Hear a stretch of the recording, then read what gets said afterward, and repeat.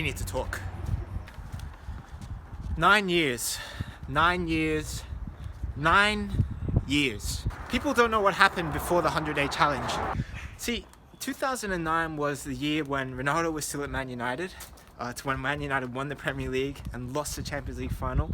It's when I had an iPhone 3GS, and it was also the year when a little boy named Nick Humphreys, who was 16 back at the time, started a blog called Chasing the Dream. In that blog, Chasing the Dream, Nick Humphreys would tell his trials and tribulations of trying to make it as a professional footballer. Despite having no experience, despite having no connections, despite never playing for a professional academy, despite all these factors, I thought it'd be cool to have this blog where I post in it every month and tell people what was going on in my life, in my career. It's pretty much everything you guys saw in the 100-day challenge, but in written form, and not just 100 days, but like over 2,000 plus days. I would schedule my workouts, my goals, my analysis. I write down all this stuff, which I was super pumped about because I was improving in such a short space of time. It was awesome. I'd write like what I'd see in the Champions League final. I'd write like how Hernandez, Chicharito's movement was just incredible to me. And I'd apply all that stuff. Now, on a side note, all of what you actually see that I did on paper is online on traineffective.com. And that's why I love the platform and why I love to promote it, because it actually helps people, you know? So, why am I telling this to you guys? Well, there were many times in this blog where I explicitly wrote, like, I felt like giving up. And there was so many times where I actually felt like giving up and it's not worth it. I mean, let me give you a few examples. In 2010, I went to one of my first open trials. And in that open trial, I had one of the worst matches ever. Like, I was completely down and I cried, and I really thought to myself, am I in over my head thinking about doing this? Like, can I actually become like a pro level player? And you know, that was in March of 2010. 9 months later, I was training with the Australian national team, and I was getting scholarships to go play in the USA, like, yeah, on scholarships, on like full tuition scholarships.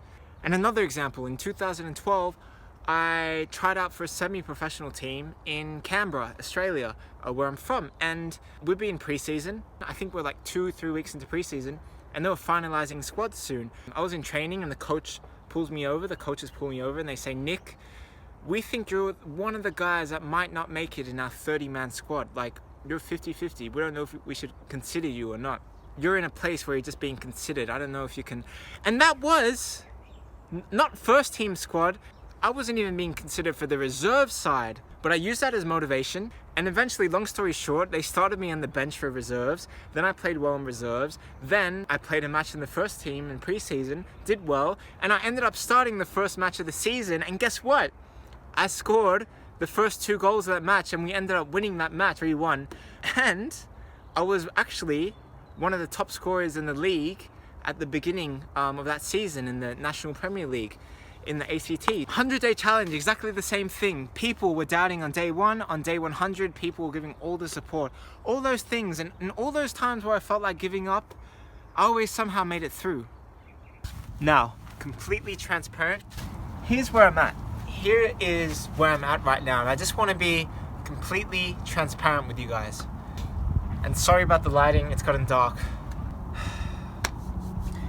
At 24 years old, it makes hardly any sense to pursue this professional road, this pro thing. It makes no sense. I'm a CEO of a company that's running 12 people. It's much, much bigger than just me.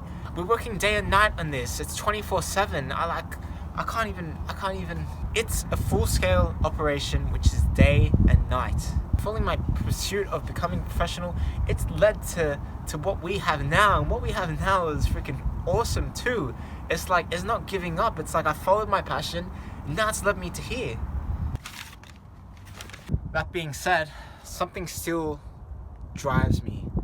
There's something still inside that I can't let go of.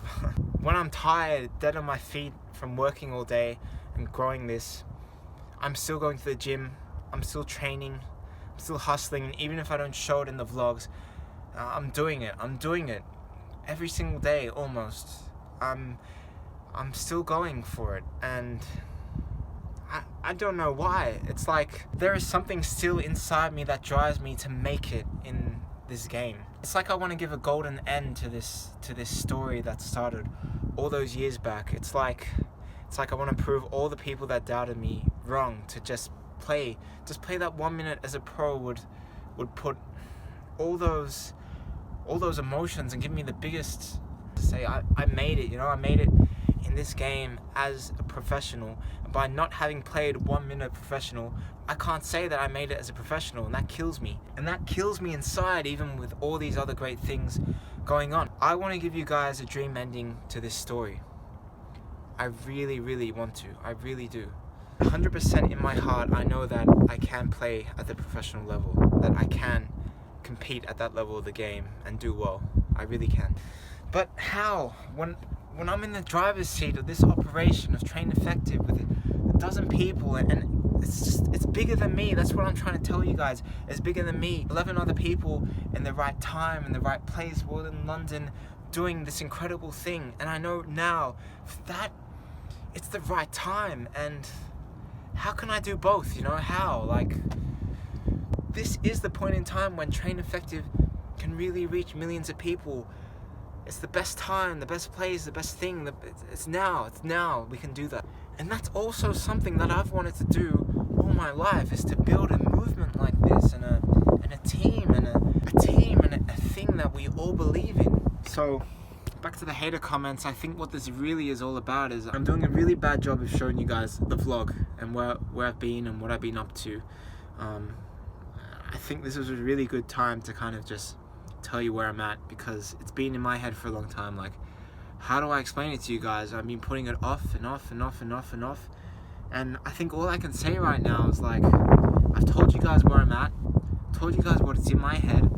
Maybe you guys can help me out, give me some perspective on what I should do and how you guys would like the story to be told, because I want to be a pro. I still do. I really do, and I believe I can. But there's this great thing going on with Train Effective that I gotta grow too, and this is the right time, right place to do it. Is there a way to combine both? I think Effective FC is definitely the way to combine both, but making a football club takes a lot of time and money and investment. I think it's possible to do it.